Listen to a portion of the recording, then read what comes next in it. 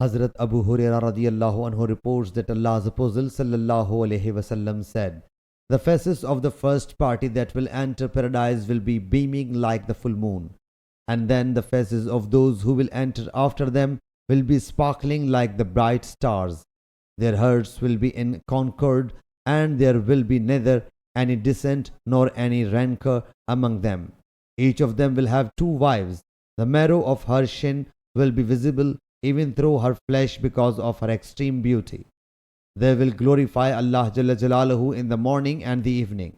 They will neither fall ill, nor blow the nose, nor spit. Their utensils will be of gold and silver, and the combs of gold aloe will be glowing in their fireplace." Abul Yaman interprets, "It is aloe, and their sweat will be as fragrant as musk." Mujahid says, "Al-Abkar" means morning, and Al-Ashi means decline of the sun to set in. Sahih Bukhari Hadith number 3246.